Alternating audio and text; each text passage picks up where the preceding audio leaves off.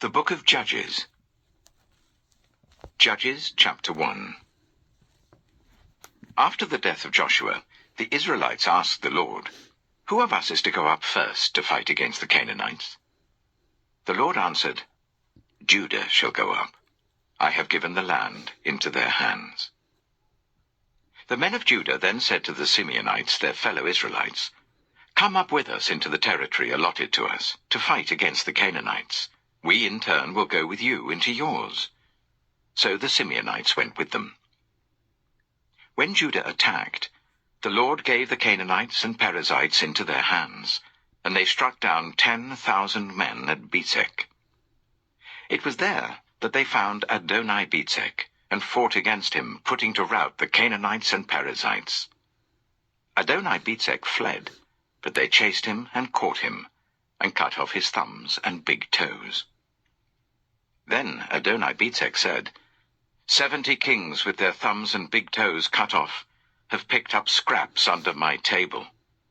Now God has paid me back for what I did to them." They brought him to Jerusalem, and he died there. The men of Judah attacked Jerusalem also, and took it. They put the city to the sword and set it on fire. After that, Judah went down to fight against the Canaanites living in the hill country, the Negev and the western foothills. They advanced against the Canaanites living in Hebron, formerly called Kiriath-Arba, and defeated Sheshai, Ahiman, and Talmai. From there they advanced against the people living in Debir, formerly called Kiriath-Sepher. And Caleb said, "I will give my daughter Aksah in marriage to the man who attacks and captures Kiriath-Sepher." Othniel, son of Kenaz, Caleb's younger brother, took it. So Caleb gave his daughter Aksah to him in marriage. One day, when she came to Othniel, she urged him to ask her father for a field. When she got off her donkey, Caleb asked her, "What can I do for you?" She replied, "Do me a special favor. Since you have given me the land in the Negev, give me also springs of water." So Caleb gave her the upper and lower springs. The descendants of Moses' father-in-law, the Kenite, went up from the city of palms with the people of Judah to live among the inhabitants of the desert of Judah in the Negev near Arad. Then the men of Judah went with the Simeonites, their fellow Israelites, and attacked the Canaanites living in Zephath, and they totally destroyed the city. Therefore it was called Hormah. Judah also took Gaza, Ashkelon, and Ekron, each city with its territory. The Lord was with the men of Judah. They took possession of the hill country, but they were unable to drive the people from the plains, because they had chariots fitted with iron. As Moses had promised, Hebron was given to Caleb, who drove from it the 3 sons of Anak. The Benjaminites, however, did not drive out the Jebusites, who were living in Jerusalem. To this day, the Jebusites live there with the Benjaminites. Now the tribes of Joseph attacked Bethel, and the Lord was with them. When they sent men to spy out Bethel, formerly called Luz, the spies saw a man come out of the city, and they said to him, "Show us how to get into the city, and we will see that you are treated well." So he showed them, and they put the city to the sword, but spared the man and his whole family. He then went to the land of the Hittites, where he built a city, and called it Luz, which is its name to this day. But Manasseh did not drive out the people of Bethshan, or Taanach, or Dor, or Iblam, or Megiddo, and their surrounding settlements, for the Canaanites were determined to live in that land. When Israel became strong, they pressed the Canaanites into forced labor, but never drove them out completely. Nor did Ephraim drive out the Canaanites living in Gezer, but the Canaanites continued to live there among them. Neither did Zebulun drive out the Canaanites living in Kitron, or Nahalol. So these Canaanites lived among them, but Zebulun did subject them to forced labor. Nor did Asher drive out those living in Akko, or Sidon, or Alab, or Aksib, or Helba, or Aphek, or Rehob. The Asherites lived among the Canaanite inhabitants of the land, because they did not drive them out. Neither did Naphtali drive out those living in Beth-shemesh or Beth-anath. But the Naphtalites too lived among the Canaanite inhabitants of the land, and those living in Beth-shemesh and Beth-anath became forced laborers for them. The Amorites confined the Danites to the hill country, not allowing them to come down into the plain. And the Amorites were determined also to hold out in Mount Heres, Ajalon, and Shaalbim. But when the power of the tribes of Joseph increased, they too were pressed into forced labor. The boundary of the Amorites was from Scorpion Pass to Selah and beyond. Judges chapter 2. The angel of the Lord went up from Gilgal to Bochim, and said, I brought you up out of Egypt, and led you into the land that I swore to give to your ancestors. I said, I will never break my covenant with you. And you shall not make a covenant with these people of this land, but you shall break down their altars. Yet you have disobeyed me. Why have you done this? And I have also said, I will not drive them out before you. They will become traps for you, and their gods will become snares to you.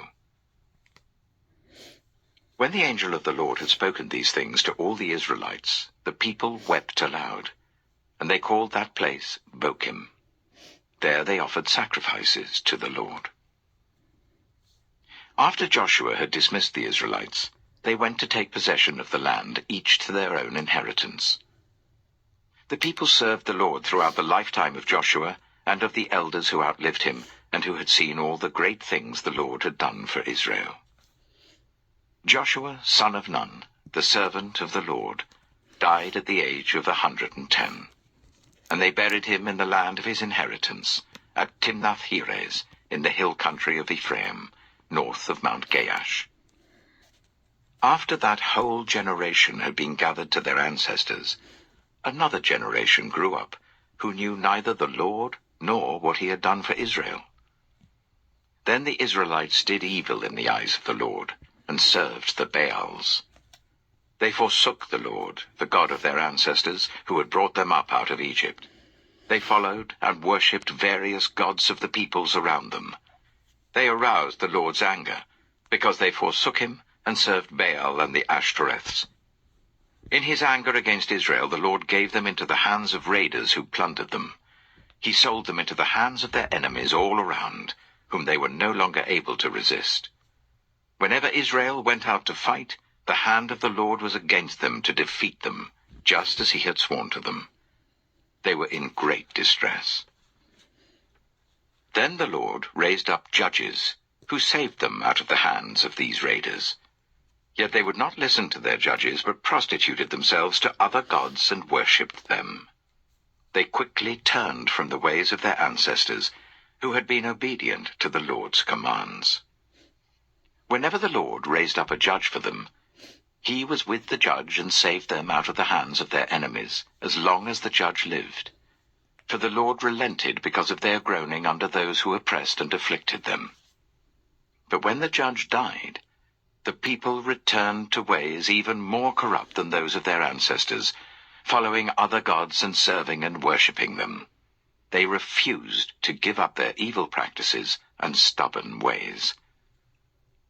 Therefore the Lord was very angry with Israel, and said, Because this nation has violated the covenant I ordained for their ancestors and has not listened to me, I will no longer drive out before them any of the nations Joshua left when he died. I will use them to test Israel, and see whether they will keep the way of the Lord and walk in it as their ancestors did. The Lord had allowed those nations to remain. He did not drive them out at once by giving them into the hands of Joshua. Judges chapter 3.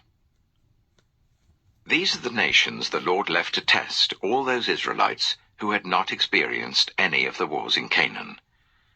He did this only to teach warfare to the descendants of the Israelites who had not had previous battle experience. The 5 rulers of the Philistines, all the Canaanites, the Sidonians, and the Hivites living in the Lebanon mountains from Mount Baal Hermon to Lebo Hamath. They were left to test the Israelites, to see whether they would obey the Lord's commands which he had given their ancestors through Moses. The Israelites lived among the Canaanites, Hittites, Amorites, Perizzites, Hivites, and Jebusites. They took their daughters in marriage and gave their own daughters to their sons, and served their gods. The Israelites did evil in the eyes of the Lord. They forgot the Lord their God, and served the Baals and the Asherahs. The anger of the Lord burned against Israel, so that he sold them into the hands of Cushan-Rishathaim, king of Aram-Naharaim, to whom the Israelites were subject for 8 years. But when they cried out to the Lord, he raised up for them a deliverer, Othniel, son of Kenaz, Caleb's younger brother, who saved them.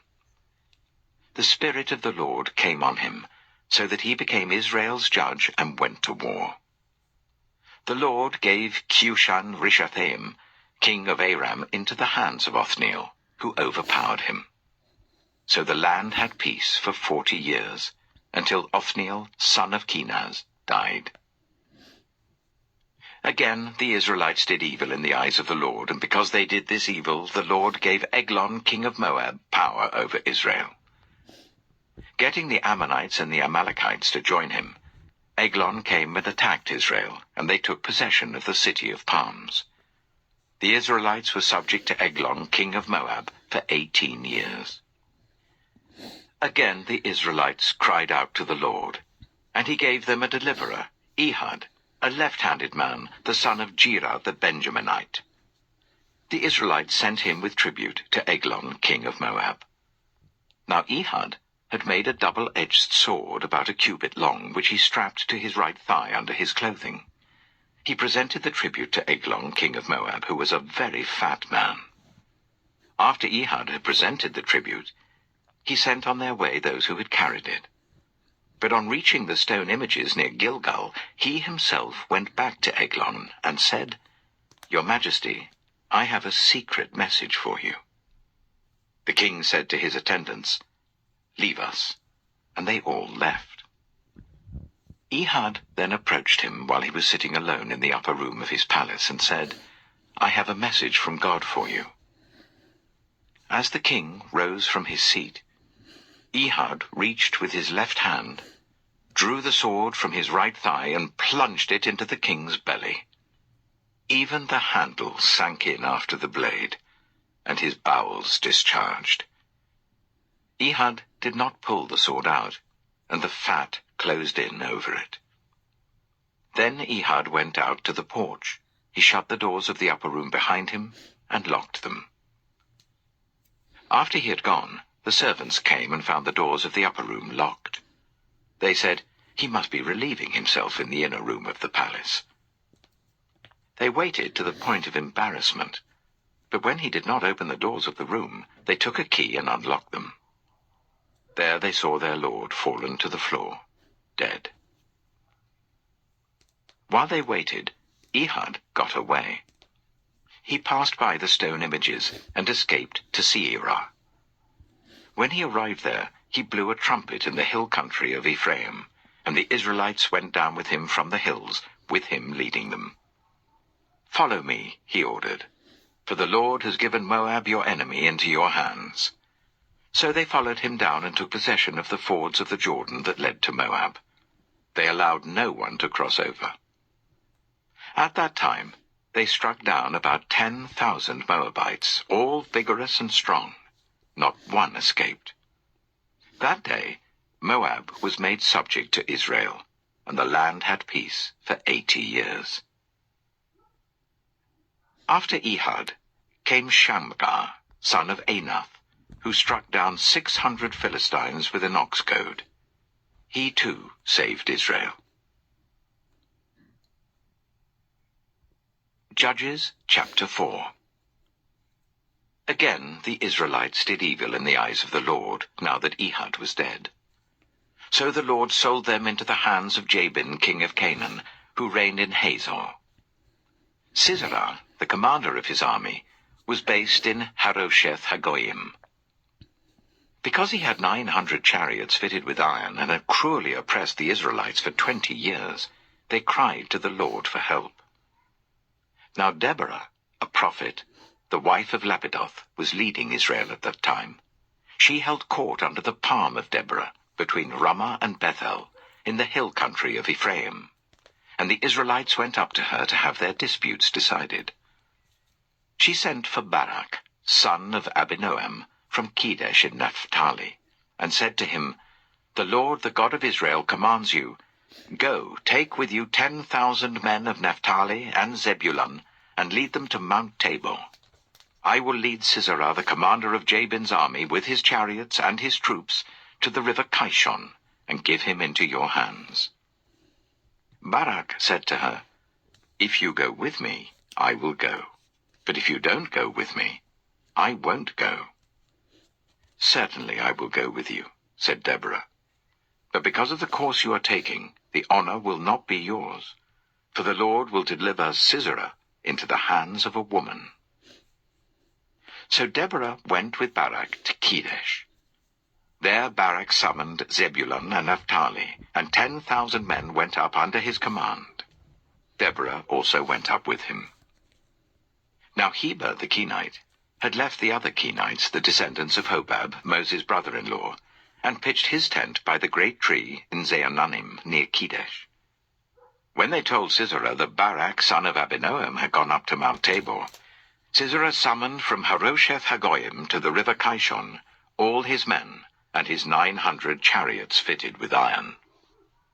Then Deborah said to Barak, "Go, this is the day the Lord has given Sisera into your hands. Has not the Lord gone ahead of you?"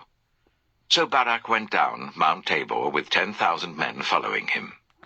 At Barak's advance, the Lord routed Sisera and all his chariots and army by the sword, and Sisera got down from his chariot and fled on foot. Barak pursued the chariots and army as far as Harosheth Hagoyim, and all Sisera's troops fell by the sword. Not a man was left. Sisera, meanwhile, fled on foot to the tent of Jael, the wife of Heber the Kenite, because there was an alliance between Jabin, king of Hazor, and the family of Heber the Kenite. Jael went out to meet Sisera and said to him, "Come, my lord, come right in, don't be afraid." So he entered her tent, and she covered him with a blanket. "I'm thirsty," he said. "Please give me some water." She opened a skin of milk, gave him a drink, and covered him up. "Stand in the doorway of the tent," he told her. "If someone comes and asks you, 'Is anyone in there?' say no." But Jael, Heber's wife, picked up a tent peg and a hammer, and went quietly to him while he lay fast asleep, exhausted. She drove the peg through his temple into the ground, and he died. Just then, Barak came by in pursuit of Sisera, and Jael went out to meet him. "Come," she said, "I will show you the man you're looking for." So he went in with her, and there lay Sisera with the tent peg through his temple, dead. On that day, God subdued Jabin, king of Canaan, before the Israelites. And the hand of the Israelites pressed harder and harder against Jabin, king of Canaan, until they destroyed him. Judges chapter 5. On that day, Deborah and Barak, son of Abinoam, sang this song.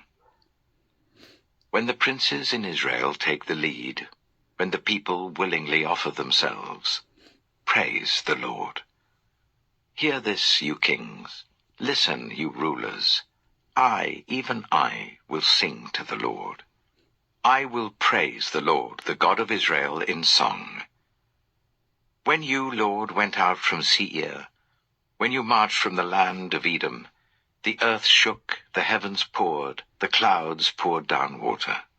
The mountains quaked before the Lord, the one of Sinai, before the Lord, the God of Israel. In the days of Shamgar, son of Anath, in the days of Jael, the highways were abandoned, travelers took to winding paths. Villagers in Israel would not fight.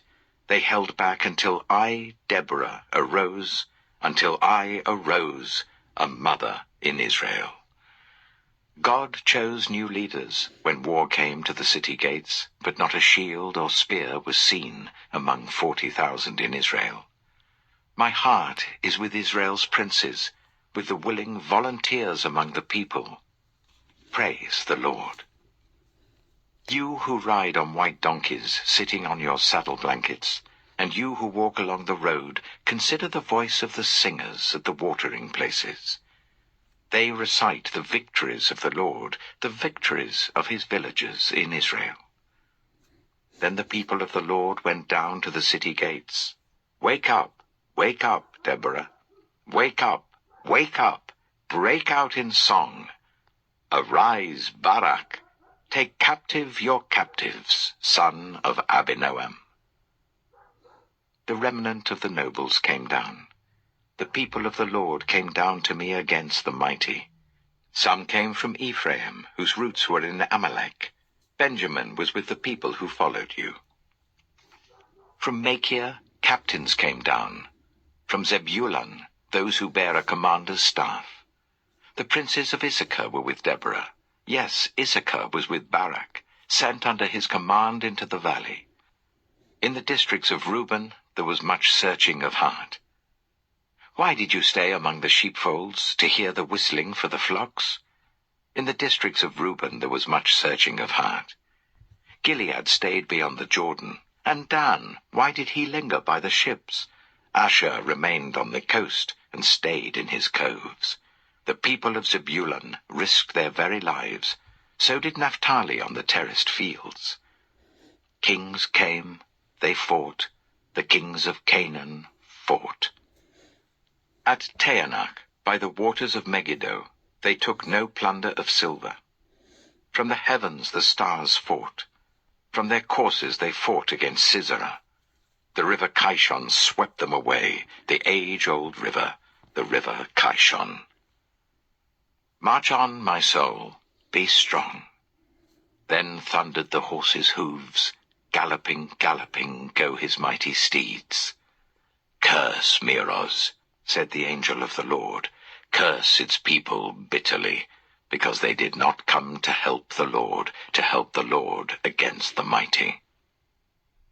Most blessed of women be Jael, the wife of Heber the Kenite, most blessed of tent-dwelling women.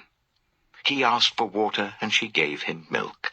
In a bowl fit for nobles, she brought him curdled milk.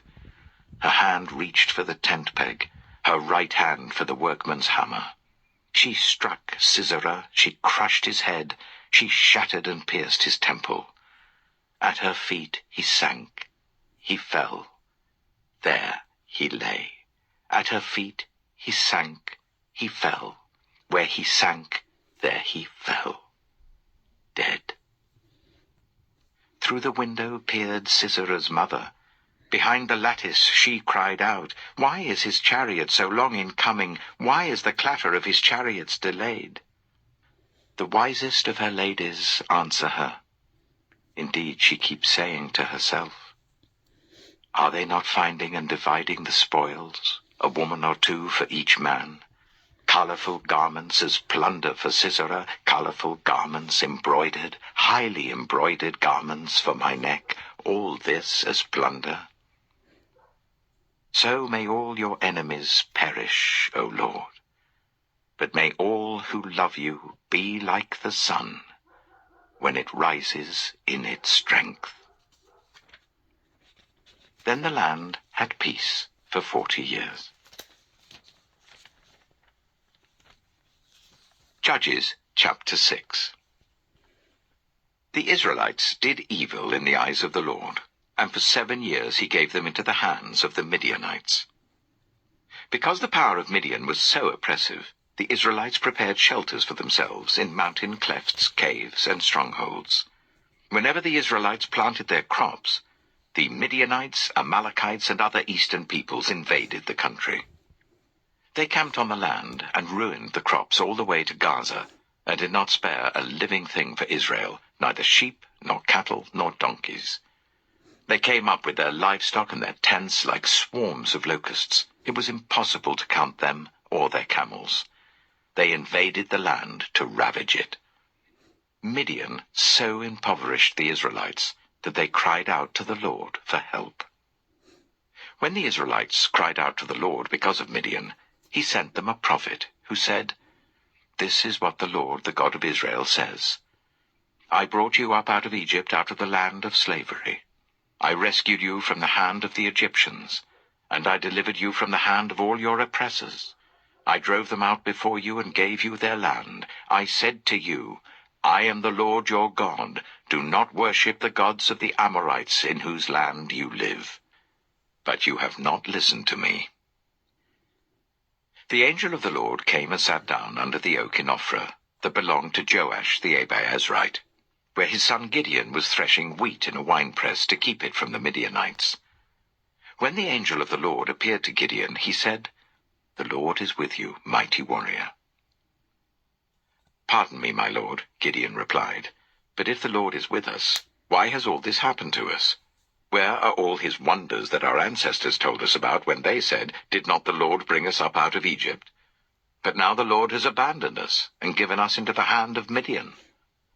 The Lord turned to him and said, "Go in the strength you have, and save Israel out of Midian's hand. Am I not sending you?" "Pardon me, my lord," Gideon replied, "but how can I save Israel? My clan is the weakest in Manasseh, and I am the least in my family." The Lord answered, "I will be with you, and you will strike down all the Midianites, leaving none alive." Gideon replied, "If now I have found favor in your eyes, give me a sign that it is really you talking to me. Please do not go away until I come back and bring my offering and set it before you." And the Lord said, "I will wait until you return." Gideon went inside, prepared a young goat, and from an ephah of flour he made bread without yeast. Putting the meat in a basket and its broth in a pot, he brought them out and offered them to him under the oak. The angel of God said to him, "Take the meat and the unleavened bread, place them on this rock and pour out the broth." And Gideon did so. Then the angel of the Lord touched the meat and the unleavened bread with the tip of the staff that was in his hand.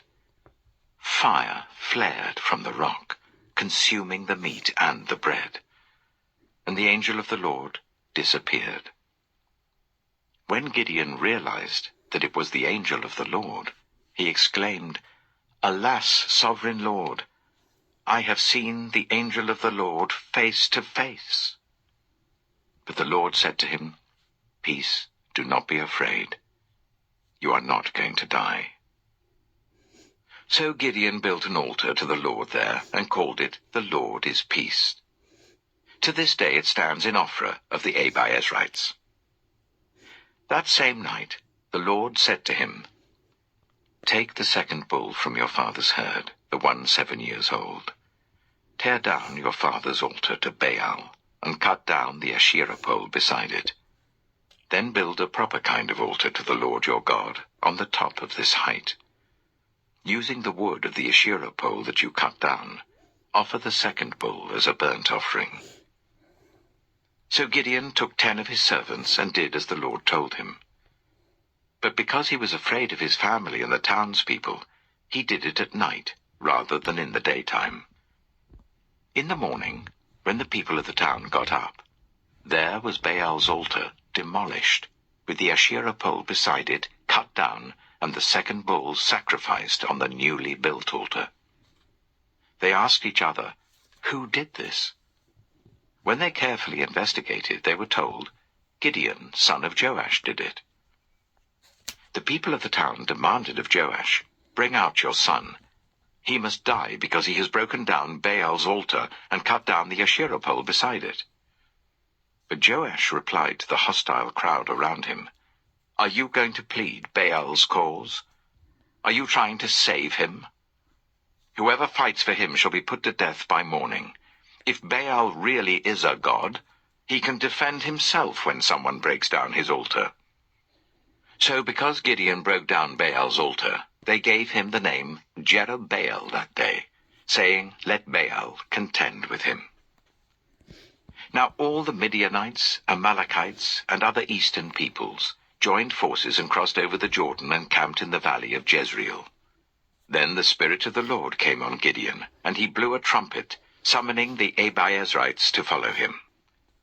He sent messengers throughout Manasseh, calling them to arms, and also into Asher, Zebulun, and Naphtali, so that they too went up to meet them. Gideon said to God, "If you will save Israel by my hand as you have promised, look, I will place a wool fleece on the threshing floor. If there is dew only on the fleece and all the ground is dry, then I will know that you will save Israel by my hand as you said." And that is what happened. Gideon rose early the next day. He squeezed the fleece and wrung out the dew, a bowlful of water. Then Gideon said to God, "Do not be angry with me. Let me make just one more request. Allow me one more test with the fleece, but this time make the fleece dry, and let the ground be covered with dew." That night God did so. Only the fleece was dry. All the ground was covered with dew. Judges chapter 7. Early in the morning, Jerubbaal, that is Gideon, and all his men camped at the spring of Harod. The camp of Midian was north of them in the valley near the hill of Moreh. The Lord said to Gideon, "You have too many men. I cannot deliver Midian into their hands, or Israel would boast against me. My own strength has saved me. Now announce to the army, anyone who trembles with fear may turn back and leave Mount Gilead." So 22,000 men left, while 10,000 remained. But the Lord said to Gideon, "There are still too many men. Take them down to the water, and I will thin them out for you there. If I say, 'This one shall go with you,' he shall go. But if I say, 'This one shall not go with you,' he shall not go." So Gideon took the men down to the water. There the Lord told him, "Separate those who lap the water with their tongues as a dog laps, from those who kneel down to drink." 300 of them drank from cupped hands, lapping like dogs. All the rest got down on their knees to drink. The Lord said to Gideon, "With the 300 men that lapped, I will save you and give the Midianites into your hands. Let all the others go home." So Gideon sent the rest of the Israelites home, but kept the 300 who took over the provisions and trumpets of the others. Now the camp of Midian lay below him in the valley. During that night the Lord said to Gideon, "Get up, go down against the camp, because I am going to give it into your hands. If you are afraid to attack, go down to the camp with your servant Purah, and listen to what they're saying. Afterwards you will be encouraged to attack the camp." So he and Purah, his servant, went down to the outposts of the camp. The Midianites, the Amalekites, and all the other eastern peoples had settled in the valley, thick as locusts.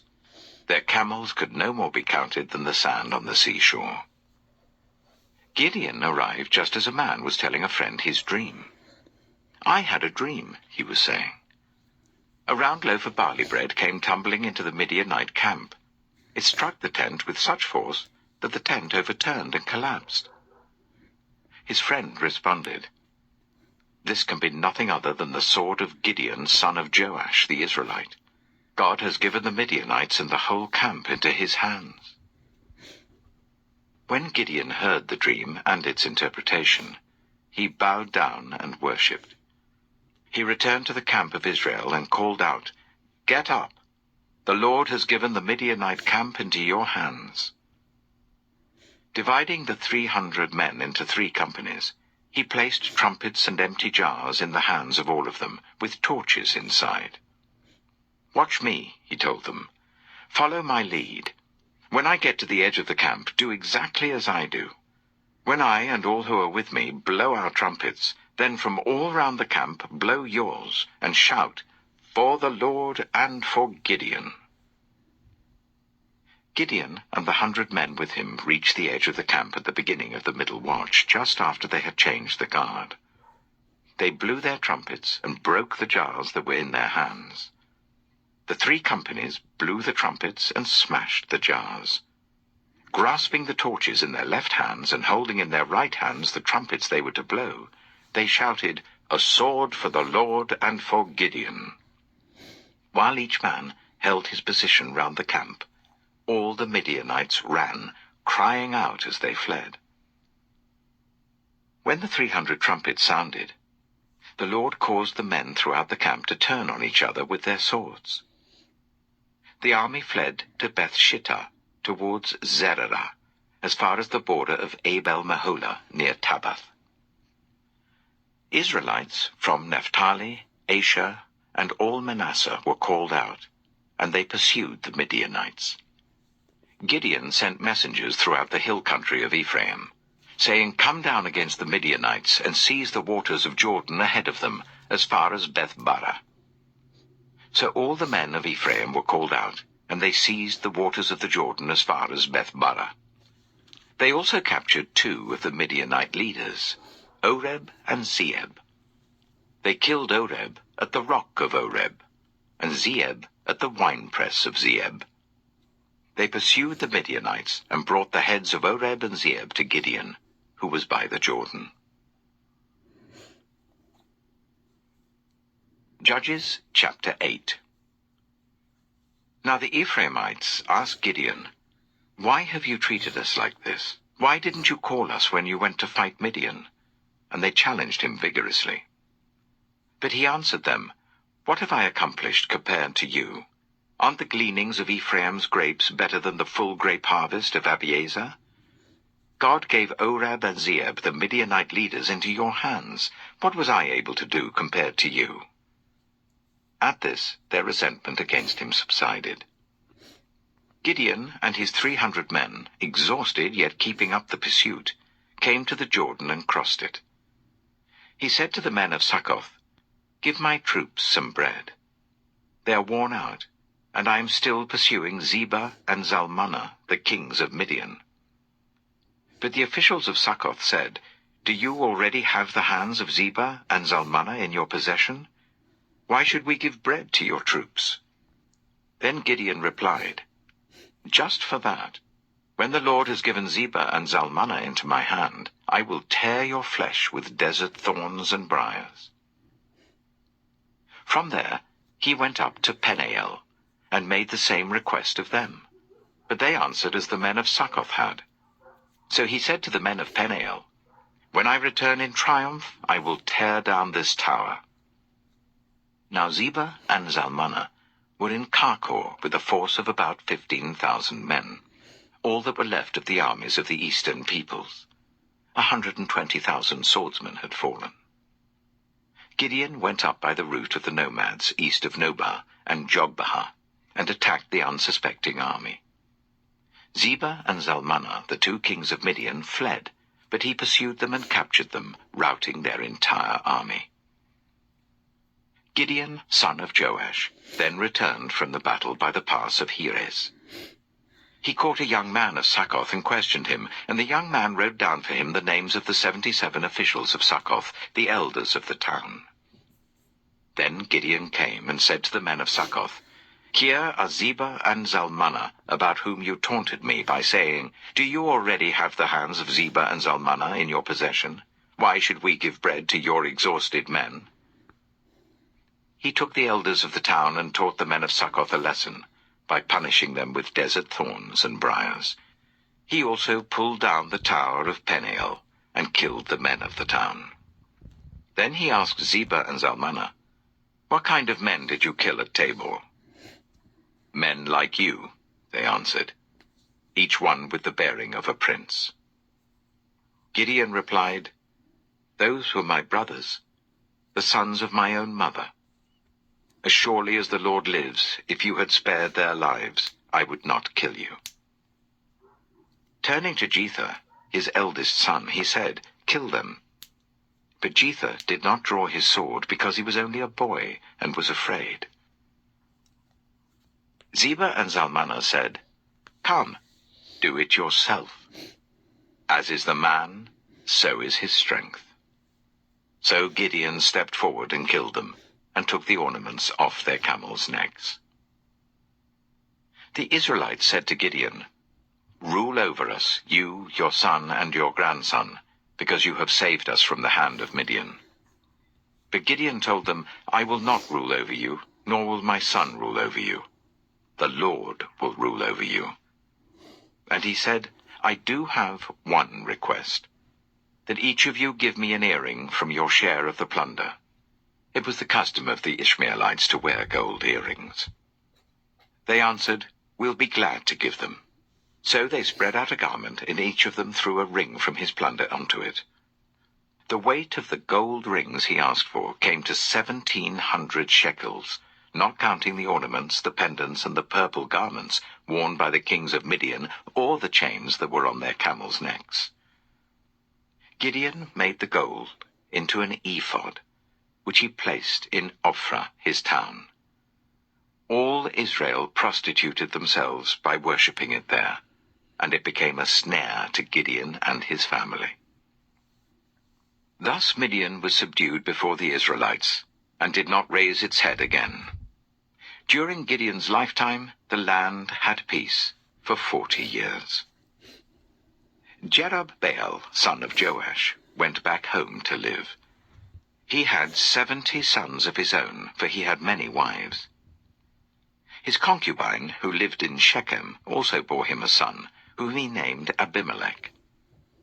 Gideon, son of Joash, died at a good old age, and was buried in the tomb of his father Joash in Ophrah of the Abiezrites. No sooner had Gideon died than the Israelites again prostituted themselves to the Baals. They set up Baal-Berith as their god, and did not remember the Lord their God, who had rescued them from the hands of all their enemies on every side. They also failed to show any loyalty to the family of Jerub-Baal, that is Gideon, in spite of all the good things he had done for them. Judges chapter 9.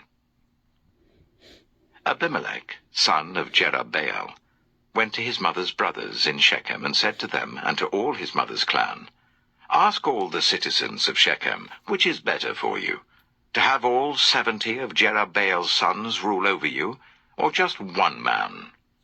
Remember, I am your flesh and blood." When the brothers repeated all this to the citizens of Shechem, they were inclined to follow Abimelech, for they said, "He is related to us." They gave him 70 shekels of silver from the temple of Baal-Berith, and Abimelech used it to hire reckless scoundrels who became his followers. He went to his father's home in Ophrah, and on one stone murdered his 70 brothers, the sons of Jerub-Baal. But Jotham, the youngest son of Jerub-Baal, escaped by hiding. Then all the citizens of Shechem and Beth-Millo gathered beside the great tree at the pillar in Shechem to crown Abimelech king. When Jotham was told about this, he climbed up on the top of Mount Gerizim and shouted to them, "Listen to me, citizens of Shechem, so that God may listen to you." One day the trees went out to anoint a king for themselves. They said to the olive tree, "Be our king." But the olive tree answered, "Should I give up my oil, by which both gods and humans are honored, to hold sway over the trees?" Next, the trees said to the fig tree, "Come and be our king." But the fig tree replied, "Should I give up my fruit so good and sweet, to hold sway over the trees?" Then the trees said to the vine, "Come and be our king." But the vine answered, "Should I give up my wine, which cheers both gods and humans, to hold sway over the trees?" Finally, all the trees said to the thorn bush, "Come and be our king." The thorn bush said to the trees, "If you really want to anoint me king over you, come and take refuge in my shade. But if not, then let fire come out of the thorn bush and consume the cedars of Lebanon." Have you acted honorably and in good faith by making Abimelech king? Have you been fair to Jerubbaal and his family? Have you treated him as he deserves? Remember that my father fought for you and risked his life to rescue you from the hand of Midian. But today you have revolted against my father's family. You have murdered his 70 sons on a single stone, and have made Abimelech, the son of his female slave, king over the citizens of Shechem because he is related to you. So have you acted honorably and in good faith towards Jerubbaal and his family today? If you have, may Abimelech be your joy, and may you be his too. But if you have not, let fire come out from Abimelech and consume you, the citizens of Shechem and Beth Millo, and let fire come out from you, the citizens of Shechem and Beth Millo, and consume Abimelech. Then Jotham fled, escaping to Beer, and he lived there because he was afraid of his brother Abimelech. After Abimelech had governed Israel for 3 years, God stirred up animosity between Abimelech and the citizens of Shechem, so that they acted treacherously against Abimelech. God did this in order that the crime against Jerubbaal's 70 sons, the shedding of their blood, might be avenged on their brother Abimelech, and on the citizens of Shechem, who had helped him murder his brothers. In opposition to him, these citizens of Shechem set men on the hilltops to ambush and rob everyone who passed by, and this was reported to Abimelech. Now Gaal, son of Ebed, moved with his clan into Shechem, and its citizens put their confidence in him. After they had gone out into the fields and gathered the grapes and trodden them, they held a festival in the temple of their god. While they were eating and drinking, they cursed Abimelech. Then Gaal, son of Ebed, said, "Who is Abimelech, and why should we Shechemites be subject to him? Isn't he Jerubbaal's son, and isn't Zebul his deputy? Serve the family of Hamor, Shechem's father. Why should we serve Abimelech? If only this people were under my command, then I would get rid of him. I would say to Abimelech, 'Call out your whole army.'" When Zebul, the governor of the city, heard what Gaal, son of Ebed, said, he was very angry. Under cover, he sent messengers to Abimelech, saying, "Gaal, son of Ebed, and his clan have come to Shechem, and are stirring up the city against you. Now then, during the night, you and your men should come and lie in wait in the fields. In the morning at sunrise, advance against the city. When Gaal and his men come out against you, seize the opportunity to attack them." So Abimelech and all his troops set out by night, and took up concealed positions near Shechem in 4 companies. Now Gaal, son of Ebed, had gone out and was standing at the entrance of the city gate, just as Abimelech and his troops came out from their hiding place. When Gaal saw them, he said to Zebul, "Look, people are coming down from the tops of the mountains." Zebul replied, "You mistake the shadows of the mountains for men."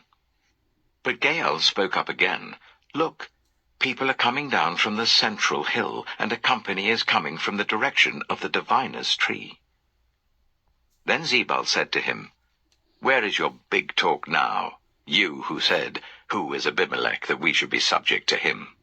Aren't these the men you ridiculed? Go out and fight them." So Gaal led out the citizens of Shechem and fought Abimelech. Abimelech chased him all the way to the entrance of the gate, and many were killed as they fled. Then Abimelech stayed in Arumah, and Zebul drove Gaal and his clan out of Shechem. The next day the people of Shechem went out to the fields, and this was reported to Abimelech. So he took his men, divided them into 3 companies, and set an ambush in the fields. When he saw the people coming out of the city, he rose to attack them. Abimelech and the companies with him rushed forwards to a position at the entrance of the city gate.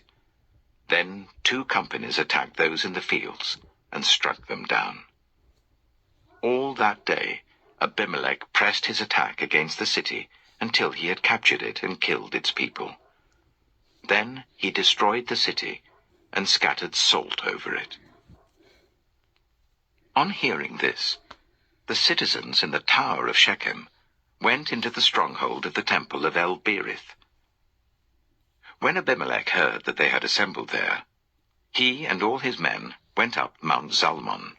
He took an axe and cut off some branches, which he lifted to his shoulders. He ordered the men with him, "Quick, do what you have seen me do." So all the men cut branches and followed Abimelech.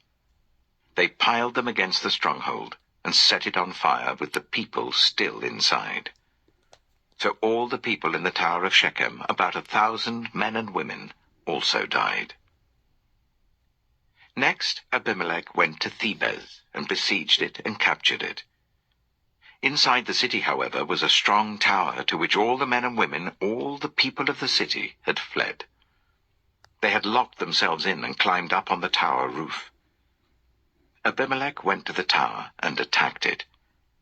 But as he approached the entrance to the tower to set it on fire, a woman dropped an upper millstone on his head and cracked his skull. Hurriedly he called to his armor-bearer, "Draw your sword and kill me, so that they can't say a woman killed him." So his servant ran him through, and he died. When the Israelites saw that Abimelech was dead, they went home. Thus God repaid the wickedness that Abimelech had done to his father by murdering his 70 brothers. God also made the people of Shechem pay for all their wickedness. The curse of Jotham, son of Jerubbaal, came on them. Judges chapter 10. After the time of Abimelech, a man of Issachar named Tola, son of Pua, the son of Dodo, rose to save Israel. He lived in Shamir, in the hill country of Ephraim. He led Israel for 23 years. Then he died and was buried in Shamir. He was followed by Jair of Gilead, who led Israel for 22 years. He had 30 sons who rode 30 donkeys. They controlled 30 towns in Gilead, which to this day are called Havoth-Jair. When Jair died, he was buried in Canaan. Again the Israelites did evil in the eyes of the Lord.